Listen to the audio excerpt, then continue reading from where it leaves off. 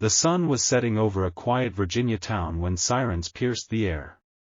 Michael Carter, a decorated black Marine sniper with 15 years of service, was driving home after a long day. Suddenly, blue lights flashed in his rearview mirror. 2 officers pulled him over, claiming a routine check. But things escalated fast. Michael, calm and respectful, showed his military ID. The officers, unimpressed, demanded he step out. Confusion turned to chaos when they accused him of suspicious behavior. Despite his compliance, they slapped handcuffs on his wrists, ignoring his protests. A crowd gathered, phones out, recording the humiliating scene. Michael, a hero who'd served in Afghanistan, stood in disbelief. Why was this happening? His spotless record meant nothing. The officers' voices grew louder, their accusations sharper. "You fit a description," they said vaguely. Michael's heart sank. He knew what this was about. Racial profiling wasn't new, but for a Marine who'd risked his life for his country, it cut deeper. The precinct was cold, the cell even colder. Locked up, Michael replayed the moment, questioning his identity, his service. Hours passed, his fate uncertain. But this wasn't just another case of injustice. Something bigger was coming. Rumors spread through the station, someone important was on their way. Who could it be? Why would they care about a single Marine? The answer would shake the courtroom and change Michael's life forever. This was no ordinary arrest. This was the start of a story that would expose truth, demand justice, and leave everyone speechless. The courtroom buzzed with anticipation. Michael Carter sat, still in disbelief, his Marine dress blues pressed but his spirit bruised.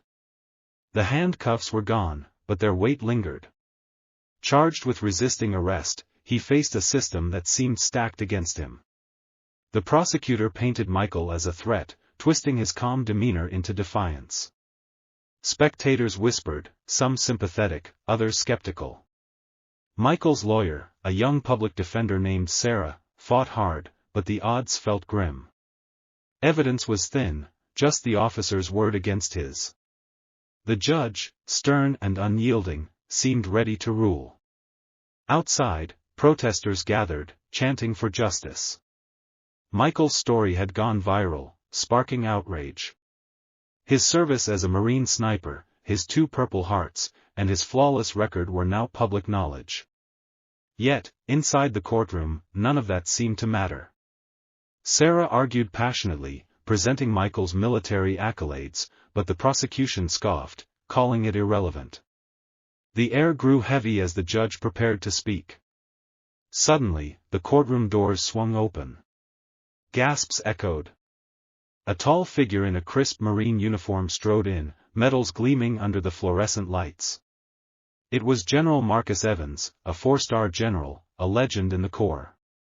Why was he here? Whispers turned to silence. The judge froze, the prosecutor faltered. Michael's eyes widened. He'd never met Evans but knew his reputation. The general's presence was no accident. Something monumental was about to unfold. Was he here to defend Michael? Or was there more to this story? The courtroom held its breath, waiting for the general's next move. This wasn't just about one man anymore, it was about truth, honor, and a system on trial. General Marcus Evans stood tall, his presence commanding the courtroom. Every eye locked onto him, the weight of his 4 stars silencing even the most skeptical whispers. Michael Carter, still seated, felt a flicker of hope but also confusion. Why would a 4-star general, a man who advised presidents, step into a small-town courtroom for him? The judge, visibly rattled, adjusted his glasses and called for order. The prosecutor, sweating now, shuffled papers nervously. General Evans stepped forward, his boots echoing on the hardwood floor. "Your Honor," he began, his voice steady but firm, "I'm here on behalf of Staff Sergeant Michael Carter." Gasps rippled through the room. Michael's lawyer, Sarah, exchanged a stunned glance with her client. The general continued, revealing he'd been tracking Michael's case since the arrest video went viral. "This Marine," he said, pointing to Michael, "is one of our finest. His record is impeccable, 2 tours in Afghanistan, lives saved, and a sniper with unmatched precision." The crowd murmured, some nodding in agreement. Evans wasn't just defending Michael, he was dismantling the narrative against him. He presented documents, commendations, testimonials from commanding officers, even a letter from a senator Michael had once protected. The prosecutor tried to object, but the judge waved him off, intrigued. Evans's voice grew sharper. This arrest was a mistake. A grave one. He hinted at deeper issues, systemic bias, rushed judgments. The officers who arrested Michael, now in the courtroom, shifted uncomfortably. Was this just a defense, or was Evans about to expose something bigger? The tension was palpable. Michael's heart raced. The general's next words would change everything. What was he about to reveal? General Evans's voice cut through the courtroom like a blade. This wasn't just a mistake, he declared, eyes fixed on the judge. It was a setup. The room erupted in murmurs, the judge banging his gavel for silence. Michael Carter's jaw tightened, his mind racing. A setup? How? The general held up a tablet, displaying grainy footage from a body cam, one the arresting officers claimed was malfunctioning. The video, recovered by a Marine investigator, told a different story. It showed the officers ignoring Michael's military ID, mocking his service, and escalating the stop without cause. The crowd gasped as racial slurs slipped from one officer's lips. Michael's lawyer, Sarah, seized the moment, demanding the charges be dropped. The prosecutor stammered, unprepared. Evans wasn't done. He revealed that one officer had a history of complaints, racial profiling, excessive force, but was protected by the department. "This stops now," Evans said, his tone unyielding. He turned to Michael. "Staff Sergeant, you served with honor. You deserve better." For the first time, Michael's stoic facade cracked, a tear tracing his cheek.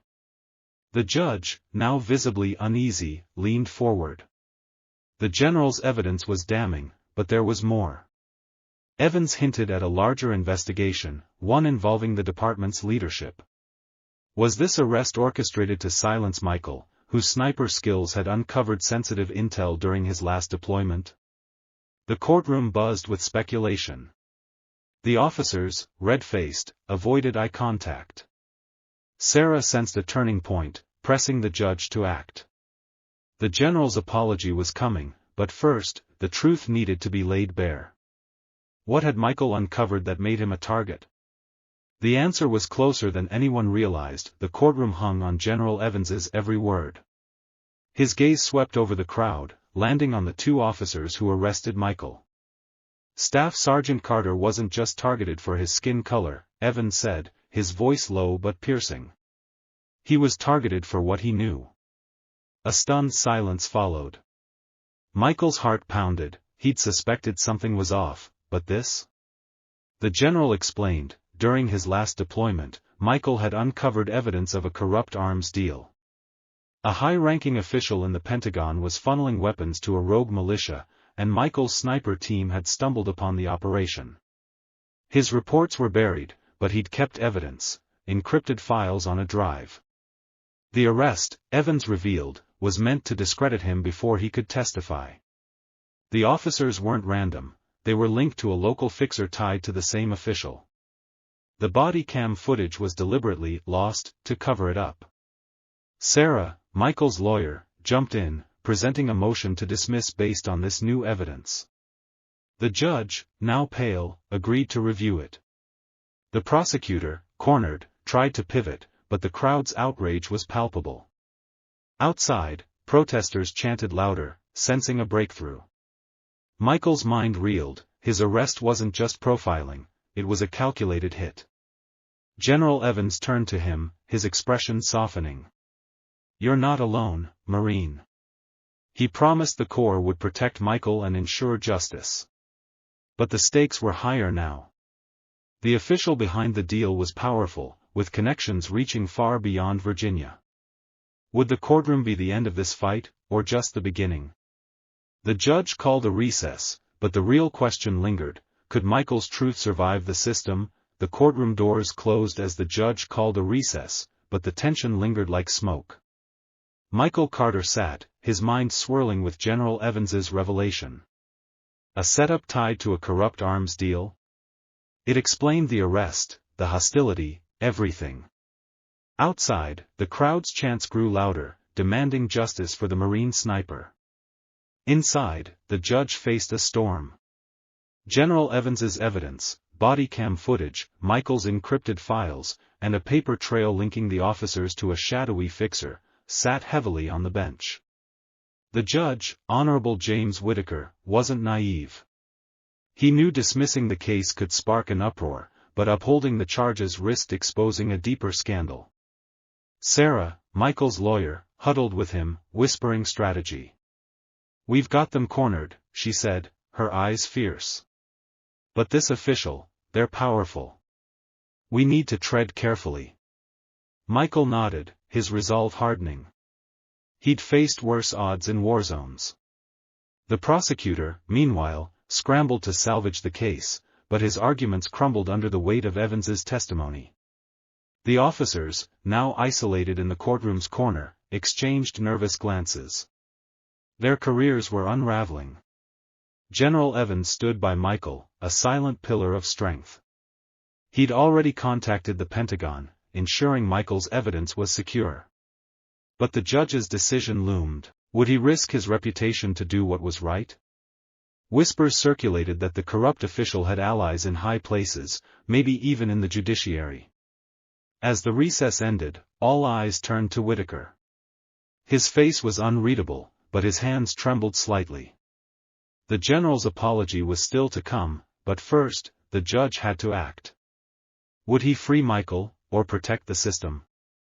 The courtroom doors reopened, and the truth hung in the balance. The courtroom was a pressure cooker as Judge Whitaker took his seat. Michael Carter's fate hung in the balance, the weight of General Evans's revelations pressing on everyone. The crowd hushed, phones lowered, eyes fixed on the bench.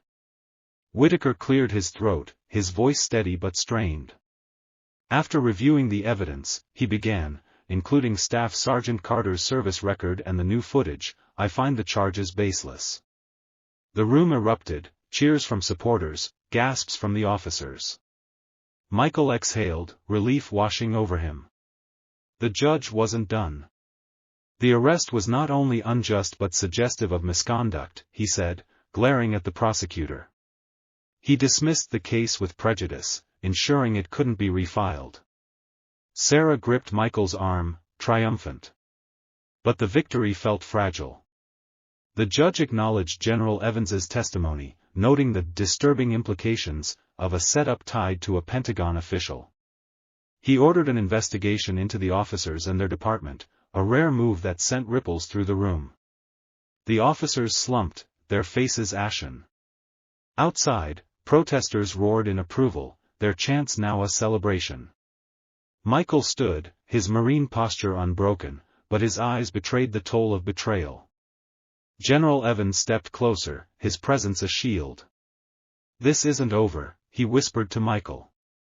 The corrupt official, still unnamed publicly, was a looming threat. Sarah warned that exposing him could endanger Michael further.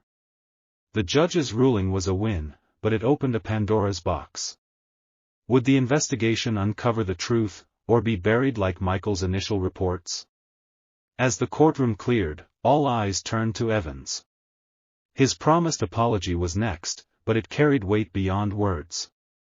What would he say, and who was he really apologizing for? The courtroom, though emptying, felt electric as General Evans stepped to the center. Michael Carter stood beside him, his Marine blues crisp despite the ordeal. The crowd, sensing history, grew silent. Evans's voice, deep and resonant, filled the space. "Staff Sergeant Carter," he began, "on behalf of the Marine Corps and this nation, I apologize." The words hit like a shockwave. He acknowledged Michael's service, 2 Purple Hearts, countless lives saved, and the injustice of his arrest. "You were betrayed," Evans said, "not just by those officers, but by a system that failed to honor your sacrifice." Michael's eyes glistened, but he held his composure. The general turned to the crowd, his tone fierce. "This isn't just about one Marine. It's about every soldier who serves, only to face prejudice at home." He revealed that Michael's encrypted files, exposing the arms deal, were now with the Pentagon's Inspector General. The corrupt official, a name still withheld, was under scrutiny. Evans vowed the Corps would protect Michael, promising resources and security. Sarah, Michael's lawyer, nodded in approval, but worry lingered. The official's reach was vast. This apology could make Michael a bigger target. The judge, still on the bench, listened intently, his earlier ruling now seeming like a prelude. Outside, the crowd chanted Michael's name, their voices carrying through the walls. Evans placed a hand on Michael's shoulder. "You're not alone, son."